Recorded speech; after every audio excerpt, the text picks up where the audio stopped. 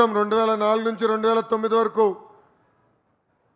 మన కార్యకర్తల్ని ఆనాటి పాలకులు ఎలా చంపారో, ఎలా ఇబ్బంది పెట్టారో, కానీ ఎత్తిన పసుపు జెండా తిప్పకుండా, మడిమ తిప్పకుండా కంచు కోటకి కాపలా కాసింది తెలుగుదేశం పార్టీ కార్యకర్తలు. అందుకే తెలుగుదేశం పార్టీలో కార్యకర్తలే మా అధినేత అని నేను చెప్తాను జరిగింది. రాయదుర్గం కోటలో ఎంత పౌరుషం ఉందో ప్రజల కూడా అంతే పౌరుషం ఉంది. ఈరోజు నేను చూసా, అడుగు పెట్టిన దగ్గర నుంచి చూసా, కొంత చర్మం కొంచెం రోడ్డు పైన ఉన్నట్టుంది. మీ ప్రేమ, మీ అభిమానం, పలకరింపు, చెయ్యి లాగే విషయంలో కూడా నేను చూసా. మీ స్టైలే వేరు, మీ పౌరుషమే వేరు. విజయనగరం రాజుల 3వ రాజధాని రాయదుర్గం. మన నియోజకవర్గం గొప్పతనం ఏంటంటే ఇక్కడ పట్టు చీరలు, జీన్స్ కూడా 2 అద్భుతంగా ఫేమస్. ఆనాడు ఒబులాపురం మైనింగ్ ఒక కంపెనీ పెట్టారు. అడ్డగోలుగా గనులు దోచేస్తుంటే ఆనాడు కమిటీ వచ్చి ఏకంగా ప్రజల తరపున పోరాడిన రోజు. మొన్నటి వరకు కూడా ఆ కేసుల కోసం, ఆ కేసు పడితే కోర్టు చుట్టూ తిరిగితే మొన్న కానీ ఆ కేసు పోయే పరిస్థితి. అంటే ప్రజల తరపున నిలబడం, ప్రజల కోసం పోరాడం, ప్రజలకి అండగా నిలబడింది ఒక తెలుగుదేశం పార్టీ. మనం చూసాం 2024 ఎన్నికల్లో మీ అందరి శ్రమతో, మీ అందరి కష్టంతో మనందరి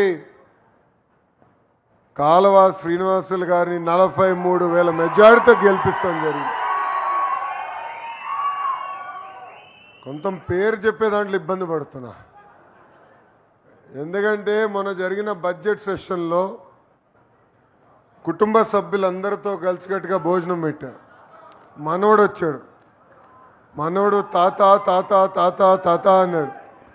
నేను అడిగా కాలువని, అన్న మొదటి పదం తాతనే వచ్చిందా అని అడిగా. మావాడికి తాతే వచ్చిందని. అప్పటి నుంచి ఎప్పుడు కంపడినా తాతనే అన్న. అందుకే కొంచెం పేరు దగ్గర తడబడ్డాయి ఈరోజు. అంటే ఒక పట్టుదలతో, ఒక క్రమశిక్షణతో నాయకత్వం మన అందరికీ అందించిన వ్యక్తి మన కాలువ గారు.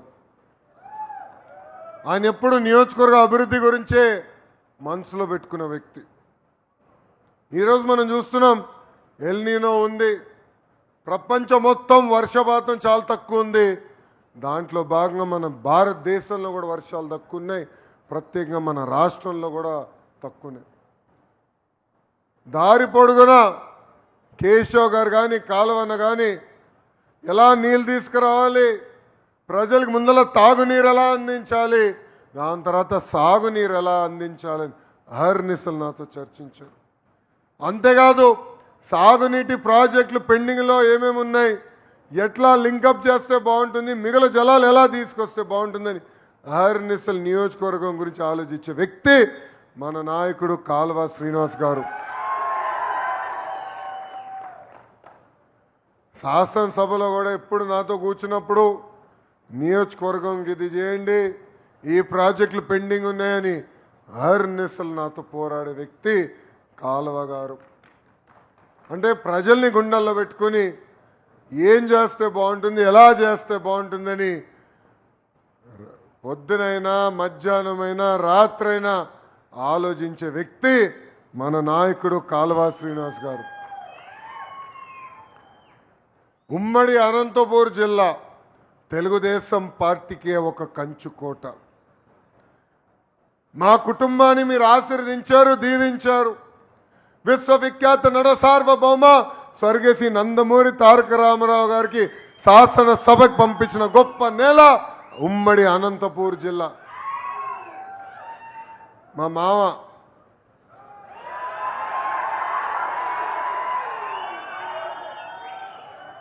హరిమాయని శాసనసభకు కూడా పంపించిన గొప్ప జిల్లా అనంతపురం జిల్లా. ఇంకొక మామ, కూతురిచ్చిన మామ. మీ అందరికీ బాలయ్య నా ఒక్కడికే ముద్దల మావయ్యని కూడా 3 సార్లు శాసనసభకి పంపించిన గొప్ప నేల అనంతపూర్ నేల. సో అది జీవితాంతం మేము గుర్తుపెట్టుకుంటాం. అహర్నిశలు మీకోసం కష్టపడతాం.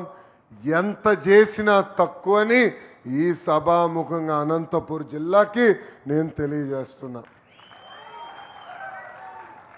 2014 నుంచి 19 వరకు కరువు నేలపై కారులు తయారు చేసే పరిశ్రమ తీసుకొచ్చిన ఘనత ఒక తెలుగుదేశం పార్టీది. ఈరోజు ఏకంగా ఫైటర్ జెట్లు కూడా తయారు చేసే సంస్థలు ఒక అనంతపూర్ జిల్లాకే సొంతమైంది. ఈరోజు నేను వచ్చినప్పుడు కూడా ఒక పక్కన wind energy, solar energy, battery energy storage systems కూడా తీసుకొస్తాం జరిగింది. కేవలం విండ్ మిల్ ఇక్కడ పెడతాం కాదు, ఏకంగా విండ్ మిల్ తయారు చేసే పరిశ్రమలు కూడా అనంతపూర్ జిల్లాకి సొంతం చేస్తాం జరిగింది. వేదికమైన పెద్దలు ఎవరు, కేశవ్ గారు, మా ఉర్వకొండలోనే తయారవుతున్నాయని పొద్దు నుంచి రాత్రి రూదరు కొడుతున్నాడు. అబ్బా,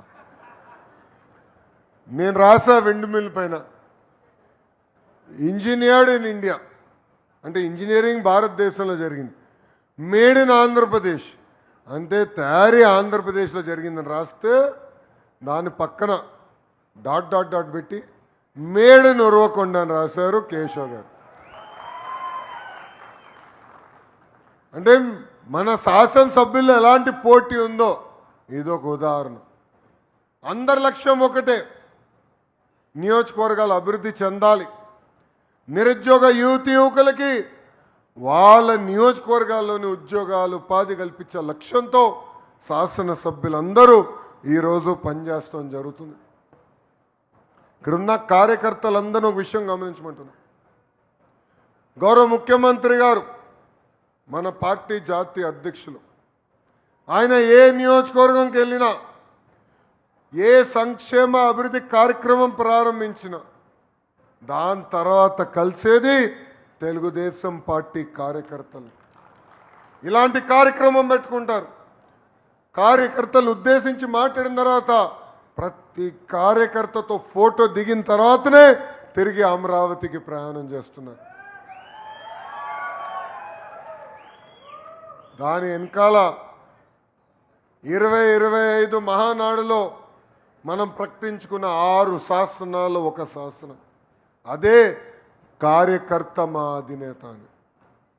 పార్టీ ఆవిర్భావం రోజు వేదికమైన మన జాతీయ అధ్యక్షుడు గారి పక్కన కష్టపడిన కార్యకర్తలు కూర్చున్నారు.